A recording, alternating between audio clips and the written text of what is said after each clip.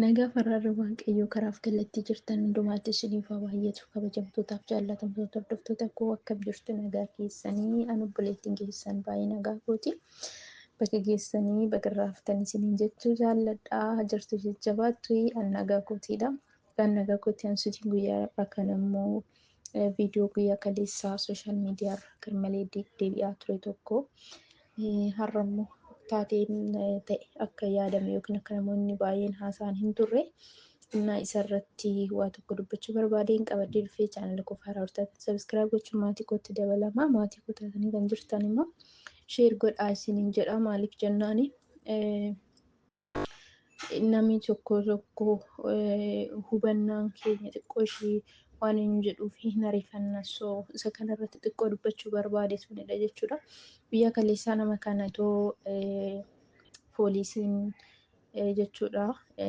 Namni seera kabachiisu nageenyaa yerootti dubartii dhagaa yerootti dubartii ma jennee yaadne hundi keenya iyyuu dubartiidha jennee akkasittiin rukutunsa ana gama kootiin baay'ee tokko irratti dhagahamee gaddee ture garuu homaa hin dubbanne koomentii illee wanta barreessa hin qabu viidiyoo hedduun argetti garuu natti dhagahameera jechuudha. Maaliifini dhiirri akkas dubartii nama seera kabachiisu yoo ta'e dhiirri akkas dubartii rukutuutti hin beekwani. Poolisiin dubartootaa ni jirani. Kanaatii fi dubartiitti kan itti eenyu jedhu kan rukutu kan fattashu waan gochuurra irra qabu kan godhu dubartii ta'utti hin beeka malee dhiira akkasii dubartii rukutu hin beeku jechuudha. Kanaaf baay'ee natti dhagahamee ture. Haga biyya keenya Itoophiyaa keessa seerri jira jedhee bakka waan baay'ee haga yaaduu godhutti yaadee jira. Gara keessa kootti jechuudha dubbanne baasee.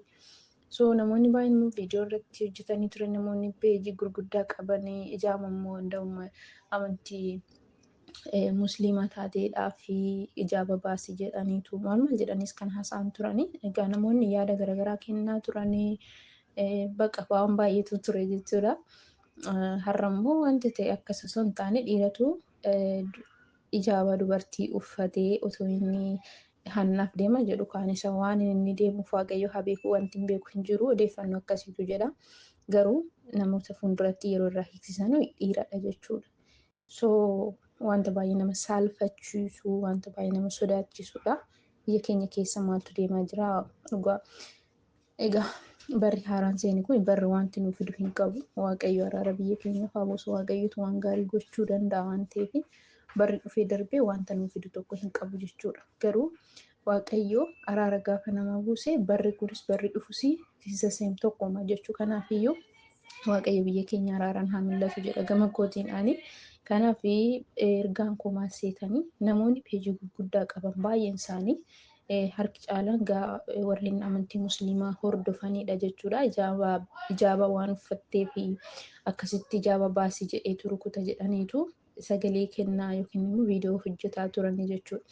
Garuu namni itti dhiyeenyatiin dhimma kana gaafatee iddoon isaa eessadha akkamiidha maalidha eenyu jedhee namni qoratee hin jiraata jedhee hin yaadu. Maaliif otoo qoratan ta'eeti infoormeeshinii isa sirriidha kennu waan ta'eetiif amma kana eenyu hin jedhamu ture jechuudha. So namni suni maaliif akka rukutu yookiin immoo iddoon isaa eessa akka ta'e sababa maalii akka ta'e eenyu akka ta'e dhimma tokko qoratee ka'eetudha irratti dubbachuu gaarii jedhee yaada. Maaliifiini borumayyuu wanta dhufuuf karaa biyyatti keessattis haa ta'u karaa adda addaatiin wanta dhufuufi amanamummaa wanta itti amantu tokko baasteetu akkanatti dubbatta jechuudha.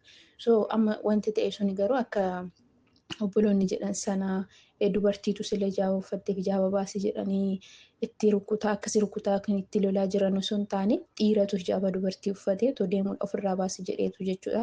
Humni nageenyaa kabachiisu kuni kan rukutaa ture jechuudha. Viidiyicha irratti kan hin arge akkasii. Kanaaf iyyuu waan ta'e gaafa argitanii ani yeroo baay'ee jechuudha biyyuma keessatti namuma dhuunfaayyuu haa ta'u yeroo wal lolaan yeroo maal jedhanii viidiyoo waraabanii kan yeroo sooshaal miidiyaatti baasan maatii yeroo wal lolan akkasuma namoonni karaa irratti gaafa wal lolanii yeroo ammaa kana kolfuma jechuudha. Ijoollee viidiyoo waraabanii baasanii kolfuudha. Dhimmichi maal jedhanii namni hubatu jiru. Dur gaafa namni wal lolu namni dhugaan ollaan walitti deemeetu wal araarsaa maali jedheetu addaa qaba. Inni amma bilbila baafatee kaameeraa kafatee viidiyoo waraabuudhaaf itti kaata. Kun immoo olola sooshaal miidiyaatti maxxansuudhaaf itti fiiga jechuudha. Kanaaf baay'ee tokko ulfaata haalli barri nuti keessa jiraannu waaqayyo nu gargaaru maleessaa.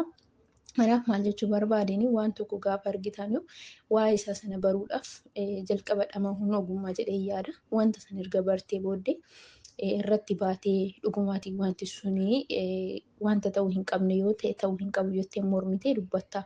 Yoommoo wanta ta'uu qabu ta'es seera wanti godhamu hin jiru. Dhalli namaa seeraa gaditti jiraata.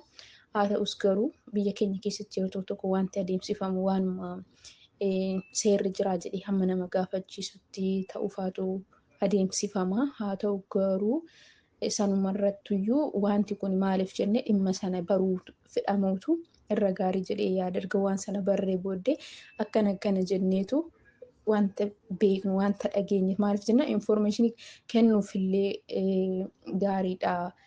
Ragaa tokkoofillee waan tokkoofillee wanta dhugaa tokko yoo Afrika qabaatte gaarii jechuudha. Akkasumatti garuu siluma argitee fi sila akkas ta'eedhaa fi sila akkana ta'eedhaa fi amma namoonni baay'een akkanaan hubadhetti siluma yeroo namichi yeroo rukutu sana poolisiin suni baasii ofirraa yeroo jedhu sana dhagahanii fi musliima waan taateef hijaaba kana baasii ofirraa jechaa ni jira. Kanaaf rukutaa manaamna jedhaniitu haasaa kan jira. Akkas osoo hin taane garuu namichi poolisiin nuti sunuyyuu dhiira ta'uusaa bareetuudha. Kan akkas jedhee yaada hamma akka viidiyoo argetti. So gaafa hiikkatu immoo dhiiratu akkasitti jalaan da'um shaashii hidhatee maal jedhee baay'ee tokko sheemii nama qabsiisa. Waaqayyo nama haa gargaaru. Innaa kanaaf iyyuu wanti gaafuma argitan iyyuu waan sanaa hubachuudhaaf dhama'aa dursaas sooshaal miidiyaatti baastanii waan baay'ee haasa'uutiin duratti namoota irratti waan yaani namoonni dhagahan fakkeenya kaleessa akkasumatti fudhannee jechuun waa'ee amantiifillee waa'ee maaliifillee ta'uu dhiisuu danda'as ta'uu danda'as waan kana osoo hin taane kan na yaachisne dhiira ta'ee akkas dubartii akkamiin rukutaa poolisiin dubartii hin jirti miti waan jedhu wayii gaaffii keessa kootti uume malee dhiibbaa akkamiitiif yookiin immoo maal goote namoonni kaan hin hatteetu maal gaafa jedhanoo waa'een isaan sanaa na yaachisne jechuudha. So kanaaf iyyuu seera eessumaatti iyyuu immoo dhimma dubartiitu jira, dhimma dhiiratu jira. Kanan beeka'anii waan ta'eef waan akka sana na yaachise malee maal balleessee ta'eetii naamni wanti jiru na yaachisne jechuudha.